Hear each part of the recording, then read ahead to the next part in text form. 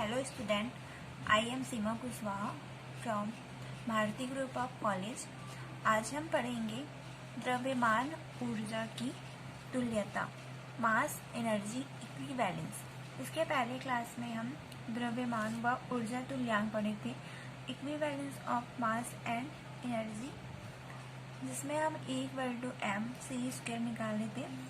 तो अब हम मास एनर्जी इक्विवेलेंस के बारे में आज पढ़ेंगे।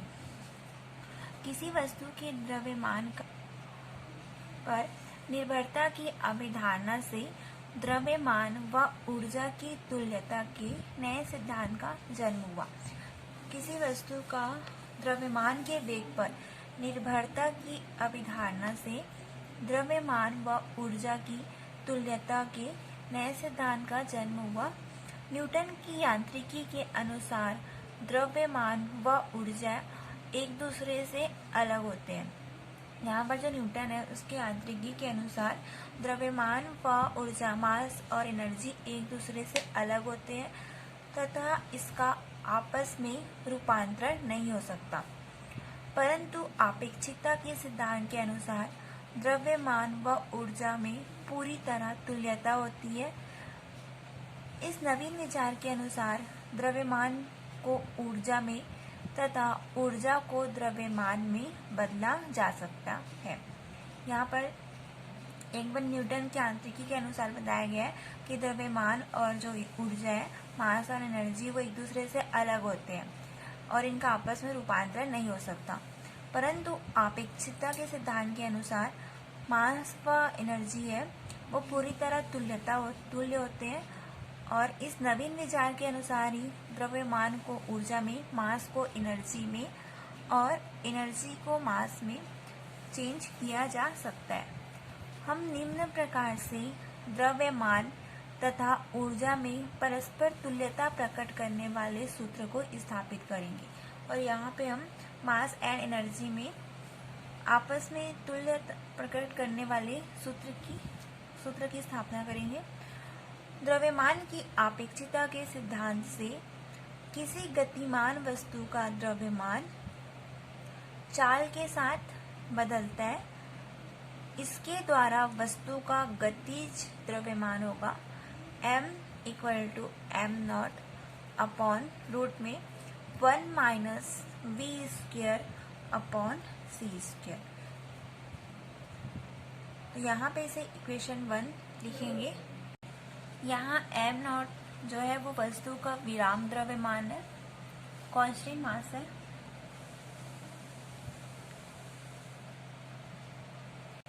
यहाँ m0 है वो ऑब्जेक्ट का रेस्ट मास है, विराम द्रव्यमान है, तथा c जो है वो प्रकाश की चाल है। c है वो लाइट ऑफ वेलोसिटी है। गतिमान वस्तु का आपेक्षिकी संवेग होगा p=mv। p= यहाँ पर हम इक्वेशन 1 से m की वैल्यू रखेंगे तो m की वैल्यू आ जाएगी m0 अपॉन 1 माइनस रूट पे 1 - v² अपॉन c² और ये हो जाएगा v। दोनों पक्षों का हम यहाँ पर वर्ग करेंगे, दोनों साइड का स्क्वायर करने पर ये हो जाएगा p² m² v²। तो यहाँ पर हम m की वैल्यू रखेंगे तो ये हो जाएगा का स्क्वायर v² और 1 - v² अपॉन c²। स्क्वायर करेंगे तो यहाँ पर जो रूट है वो हट जाएगा। अब हम इसका एलसीएम निकालेंगे तो ये हो जाएगा m0 का स्क्वायर v², यहाँ पर एलसीएम आ जाएगा c²। तो यहाँ पर 1 है, 1 को c से डिवाइड की तो c² आया, c² को 1 से इंटू कर देंगे तो c² माइनस v²। इसे हम आगे सॉल्व करेंगे तो ये हो जाएगा m0², ये c² ऊपर जाएगा तो ये हो जाएगा m0 का स्क्वायर v² c² अपॉन में आ जाएगा c² माइनस v²। तो ये किसके इक्वल में था? p² के इक्वल में है। तो ये हो जाएगा पी स्क्वायर, इसे हम इधर ले आएंगे तो C square minus we square M naught का square we square C square. अब हम पी स्क्वायर का अंदर इंटू करेंगे तो ये हो जाएगा P square C square minus P square we square M naught का square we square C square. यहाँ से हम पी स्क्वायर सी स्क्वायर की वैल्यू निकालेंगे तो ये हो जाएगा P square C square equal to M naught का square we square C square minus P square we square इधर आएगा तो ये हो जाएगा plus P square we square. अब यहाँ से हम वी स्क्वायर दोनों पे है तो कॉमन निकालेंगे, ये हो जाएगा P square C square we square common निकल जाएगा तो एम नॉट का स्क्वायर सी स्क्वायर प्लस पी स्क्वायर। इसे हम ऐसा भी लिख सकते हैं p square C square equal to we square p square plus M naught का स्क्वायर सी स्क्वायर। इसे हम दे देंगे इक्वेशन 2। परंतु वस्तु की कुल ऊर्जा होती है, परंतु वस्तु की कुल ऊर्जा equal to m c square होता है। तो यहाँ पर हम m की वैल्यू रखेंगे इक्वेशन 1 से तो ये हो जाएगा m naught 1 minus we square upon C square और ये सी स्क्वायर। यहाँ से हम दोनों साइड का स्क्वायर करेंगे, दोनों पक्षों का वर्ग करने पर ई स्क्वायर ये हो जाएगा m नॉट का स्क्वायर c की पावर 4, अगर इसका स्क्वायर कर देंगे 2 to 4 और ये हो जाएगा 1 माइनस बी स्क्वायर अपॉन सी स्क्वायर, क्योंकि ये इसका अगर हम वर्ग करेंगे तो ये वर्गमूल और स्क्वायर कैंसिल हो जाएगा। तो यहाँ बचेगा A square equal to M naught का स्क्वायर सी की power 4 upon 1 minus B square upon सी स्क्वायर। अब समीकरण 2 से हम वी स्क्वायर सी स्क्वायर की वैल्यू निकालेंगे। इक्वेशन 2 था हमारा यहाँ पे P square C square equal to we square bracket में P square plus M naught square सी स्क्वायर। तो यहाँ से हम वी स्क्वायर सी स्क्वायर की वैल्यू निकालेंगे तो यहाँ पर वी स्क्वायर अपॉन सी स्क्वायर की वैल्यू आ जाएगी पी स्क्वायर या अपॉन में आ जाएगा पी स्क्वायर एम नॉट का स्क्वायर सी square p square upon v square upon सी स्क्वायर। तो हम यहाँ पे वी स्क्वायर अपॉन सी स्क्वायर की जो वैल्यू निकाले हैं उसे हम यहाँ पे रखेंगे। तो यहाँ पर वी स्क्वायर अपॉन सी स्क्वायर की वैल्यू निकालने पर ये हो जाएगा ई स्क्वायर एम नॉट का स्क्वायर सी की power 4 1 minus we square upon C square की वैल्यू रखेंगे तो ये हो जाएगा P square upon p square M naught का स्क्वायर सी स्क्वायर। ये वैल्यू हम निकाले थे यहाँ पर p square upon p square plus M naught का स्क्वायर और सी स्क्वायर।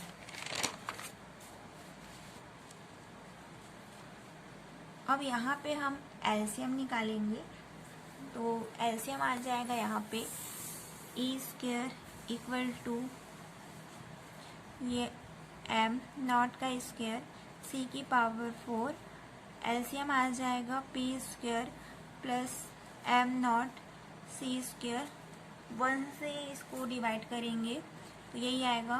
तो ये आया, इसको 1 से इंटू कर देंगे तो यहाँ पे आ जाएगा पी स्क्वायर एम नॉट का स्क्वायर सी स्क्वायर माइनस ये माइनस है पी स्क्वायर, ये ऊपर चला जाएगा तो ये हो जाएगा ए स्क्वायर एम नॉट का स्क्वायर सी की पावर 4, ये ऊपर जाएगा तो P square plus M naught का स्क्वायर सी स्क्वायर नीचे बचेगा P square plus M naught का स्क्वायर सी स्क्वायर माइनस पी स्क्वायर। तो यहाँ पर plus P square minus P square cancel हो जाएगा, एम नॉट स्क्वायर कैंसल हो जाएगा। तो यहाँ बचेगा ई स्क्वायर और यहाँ पर सी स्क्वायर और सी की पावर 4 है तो ये स्क्वायर और यहाँ से सी स्क्वायर कैंसिल हो जाएगा। तो यहाँ बचेगा ई स्क्वायर सी स्क्वायर ब्रैकेट पे P square plus M naught का स्क्वायर सी स्क्वायर। इसका हम अंदर इंटू कर देंगे तो ये हो जाएगा पी स्क्वायर सी स्क्वायर प्लस एम नॉट का स्क्वायर सी स्क्वायर और सी स्क्वायर सी की पावर 4। तो यहाँ से हम इसको इधर ले आएंगे तो ये हो जाएगा A square minus P square C square equal to M naught का स्क्वायर सी की पावर 4। इसे हम लिखेंगे इक्वेशन 4। ये हमारा इक्वेशन 3 था। m equal to m c square, तो e की जब हम वैल्यू निकाले थे इसे हम इक्वेशन 3 लिखेंगे और ये हो जाएगा इक्वेशन 4। तो यह विराम m नॉट का यह जो है यह विराम द्रव्यमान m नॉट का वस्तु की आपेक्षिकी ऊर्जा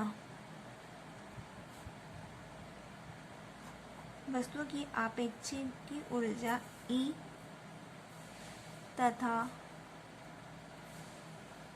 संवेग P में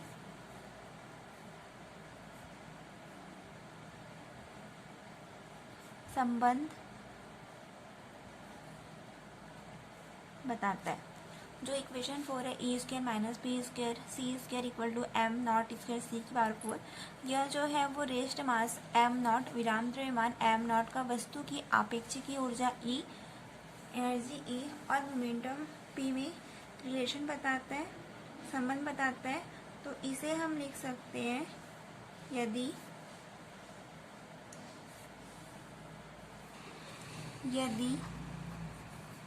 ई square minus P square C square equal to M naught का स्क्वायर सी की पावर 4 हो तो उपयुक्त समीकरण में दाएं ओर की जो राशि है, जो दाएं ओर का क्वांटिटी है वो कांस्टेंट रहता है।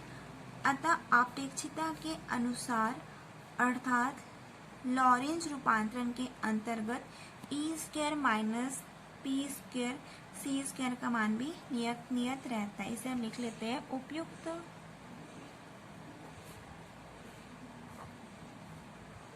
उपर्युक्त समीकरण में दाएं ओर की राशि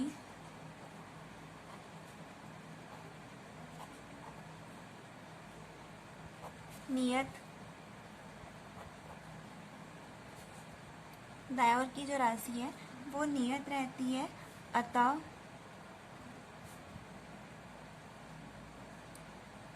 आपेक्षिकता के अनुसार अर्थात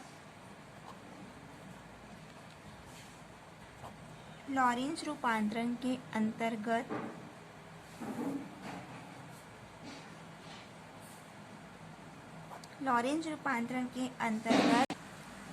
ई square minus P C square का मान है वो नियत रहता है।